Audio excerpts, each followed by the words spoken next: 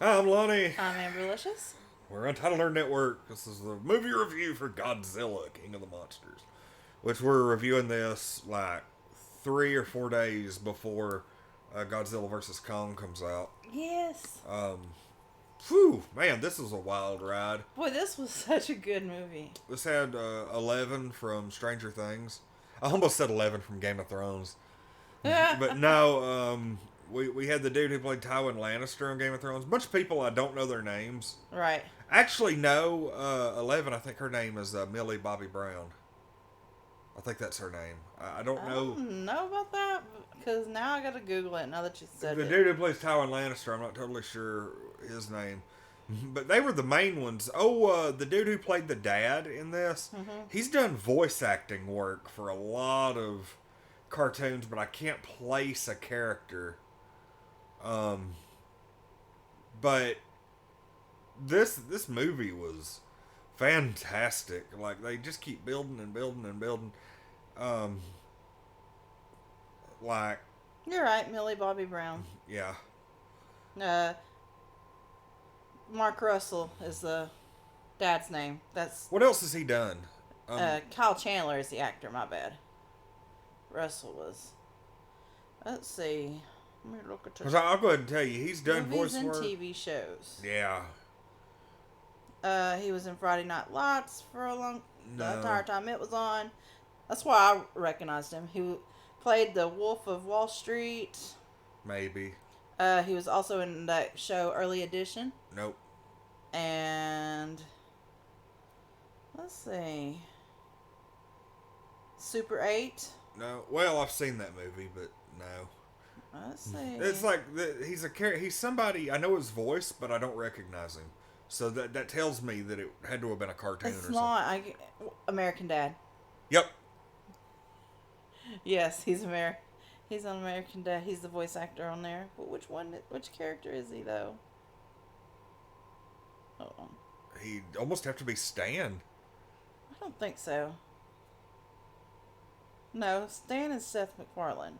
Seth MacFarlane does Stan? I thought he hired somebody else out to He do does Roger and Stan. it. Okay. I don't know. But anyway, this No.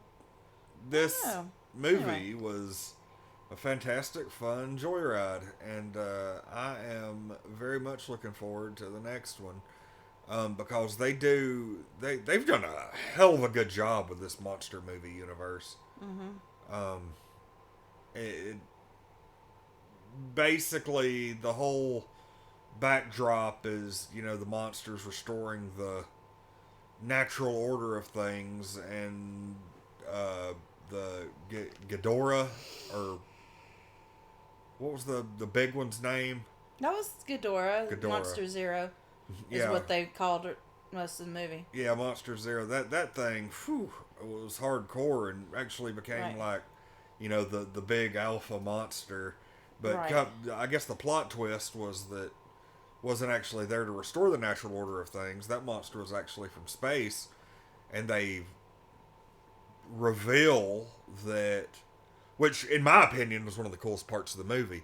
They reveal that there was like an ancient civilization that predates everybody who like lived alongside and worshipped these Titan monsters. Yeah. It's like their theory this entire series was proven correct. Yes. They were convinced that these monsters were the original gods of this earth. Yep. And they were right. They got sucked in one of the portals. It turns out one of the portals is just like a big funnel, basically. Well, what would they call it? I mean, uh, the vortex. Yes. The vortex that's what I is was- where like the water's being sucked down. It basically connects like the hollow earth thing is like the number one theory behind all this, which was also proved which true. is proved true.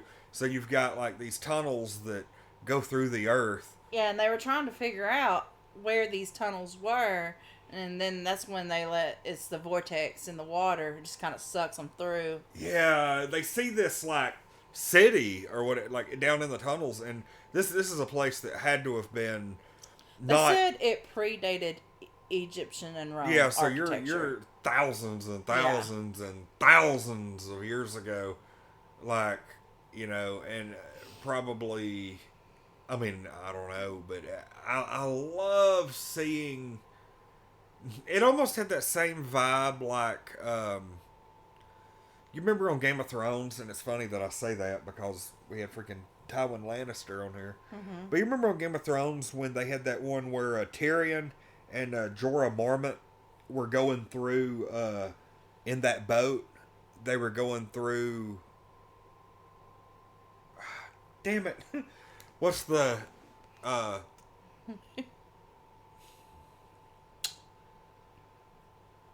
Wow.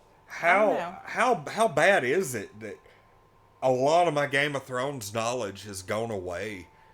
You know how, like, they say it's weird because Game of Thrones is popular as it was, like, nobody really talks about it anymore, and a lot of the important terms and history and stuff that I thought was really awesome in the show, now I can't come up with the terms for it. I mean, it's not real surprising. I mean, you took notes during that show when you'd watch it so we could do the review. Yeah. Like, Well, the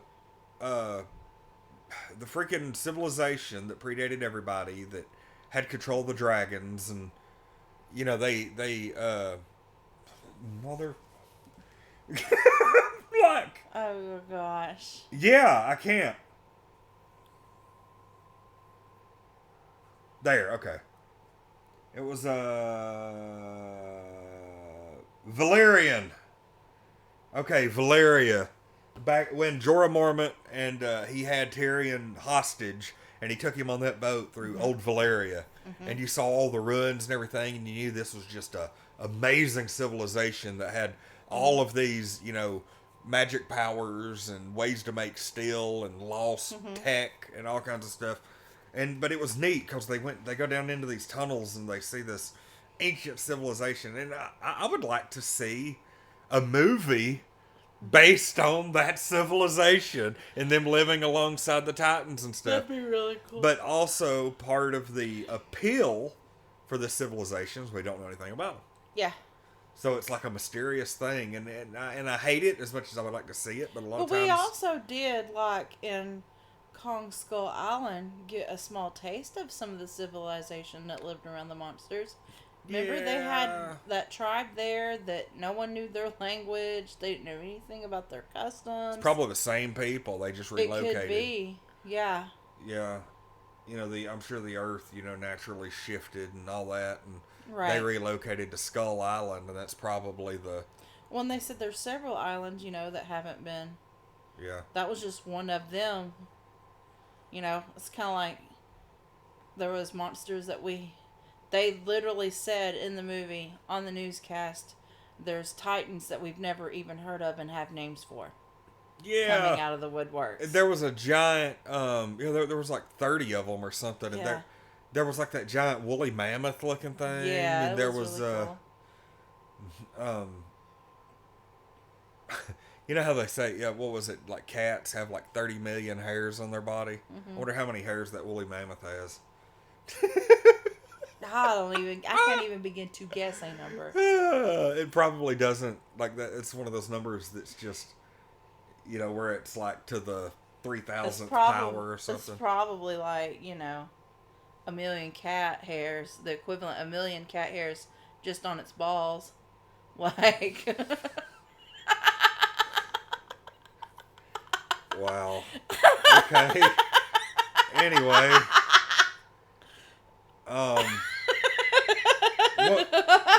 One of the cool things, I like Mothra in this. Oh yeah. I don't think Mothra got enough screen time, really. Like. Right. And Mothra died too. And Mothra died, which who knows?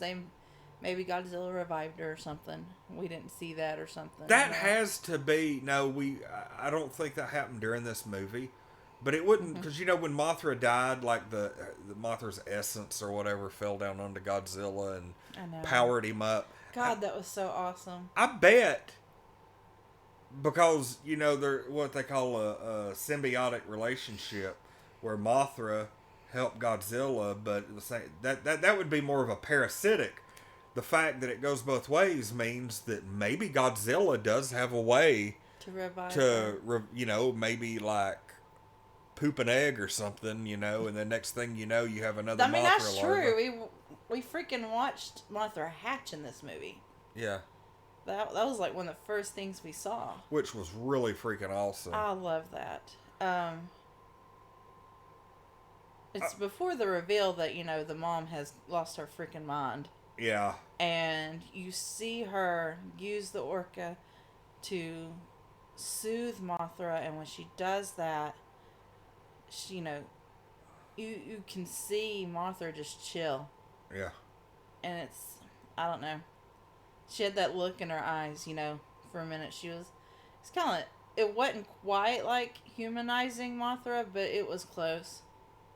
It was a close moment. The humanizing moment is when the doctor went down there to nuke Godzilla. Yeah, and touched him. And pet him.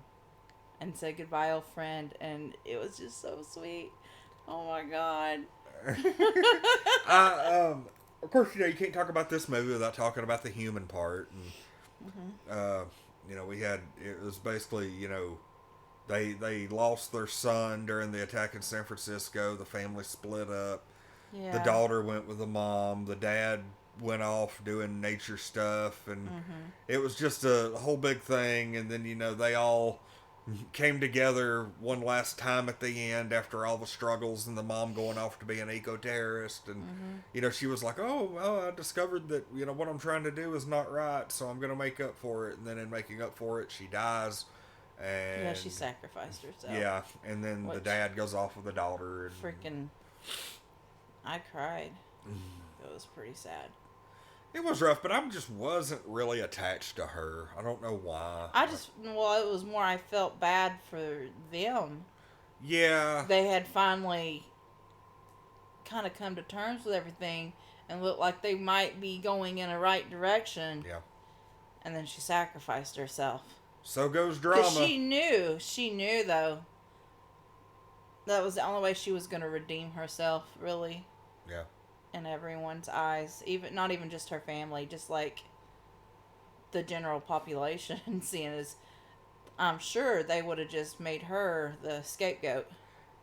They really screwed the world up in this movie. Like pretty much every major city got just wiped out. Washington, D.C. is underwater. Boston got destroyed. Cities all over. Yeah, it was like Moscow, and there was another famous capital of a country that got, I don't remember which one it was. Pretty much everybody. And it was just crazy like how much stuff happened. Of course, I guess at the end of Godzilla, they're like, oh, monsters are real and all that. And they kind of reiterated that. And then, then we end up, with all these monsters coming out. But then like during the credits, they do a really good job in these movies of teasing the next movie, because at the beginning of the credits, you get like kind of an epilogue to show, kind of how the world's reacting to everything. And people, discovered that Skull Island, I guess, is a really easy way to... Basically, Monarch released all the records. Yeah. To the public. Which that never... that sounds like a good idea on the surface, but that never works out because... no. And you remember, where was it? Is it Age of Ultron? Or Avengers? Oh, no. It was Winter Soldier, where Black Widow released all of S.H.I.E.L.D.'s files to the public. And that was how Baron Zemo ended up getting a hold of all of his information and able to attack the Avengers. Like, it sounded like a good idea. Like the end of the credit. Yeah. After they released all the information. Yep. Old Tywin Lannister pops up, and they've got... Fucking A. They've got freaking Monster Zero, one of his heads...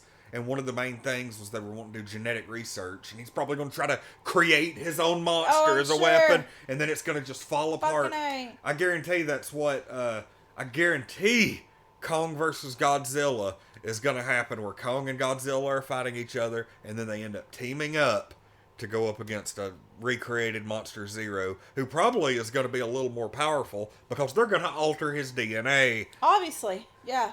They're going to try to give him more powers. They're going to try to make it to where they can somehow control him, and that's going to last all of 30 seconds, and then he's going to go run amok. Gosh, I just, it's like I said, I was like, fuck, nobody killed that dude. We forgot about him. Yeah. Like, there was bigger things at stake, and we forgot to kill him. Yep, exactly. That's exactly what happened. Holy crap. Damn it. But yeah, pretty good movie overall. What do you... Shit. I'm going to give this movie an 11. God, it was so good. Skull Island is still my favorite, though. Yeah, this was too. really good. Skull Island was really good, though. This movie was just busy. It had a lot of cool stuff. It's almost like there was barely enough time for it all. Yeah, because, like, there wasn't really any slow parts. No. It was just like, boom, boom, boom. They dropped you off right at the beginning and said, have fun. Pretty much. So. Pretty much. It's like once that we watched Mothra hatch, it was just on from there. I give it an 11 as well. This is a super movie. The monster verse is... I've never historically been a monster, Yeah, this really isn't your thing. Giant monster movie fan. But now that I'm watching these and really enjoying them, I almost want to go back to like some of the original movies and just kind of get a feel for the history. Because I got a weird feeling they probably did a lot of like tribute to past movies, and if I would have seen them, I probably would have been like, oh yeah, look at that, kind of thing. So I don't know. I watched the original, because the original Godzilla movie, they had the original Japanese, and then they kind of recut it, added a bunch of American parts to it and stuff like that for the American release. But I watched the original dubbed or subtitled Japanese version way back when it was on Netflix several years ago. Yeah, they used to have all of those on there. Yeah, and I watched it, and I'd say that movie was probably about an 8 out of 10 for me because, they make movies different now than what they used to. That's 8 out of 10 for you? Yeah. I think that's pretty high score. It was pretty good. Yeah. It was just, the movie really was just a crap ton of build-up. Build up, and then Godzilla attacks, and then the movie's over. Right, basically. Yeah, but I almost feel like I need to go back and rewatch them and, kind of, like, I wonder, because you know how serious they make these movies? It kind of makes me wonder if they're ever going to have Mecha Godzilla. Right. Like, I mean, who knows? You really don't. They might.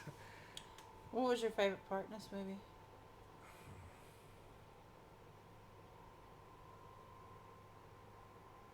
Probably not really a part, but I loved the symbolism in that one scene where Monster Zero is like rising up out of that volcano, and it shows the cross on the hill in front of it. That was awesome looking. That was awesome looking. Like, if they haven't, they needed to make a poster out of that.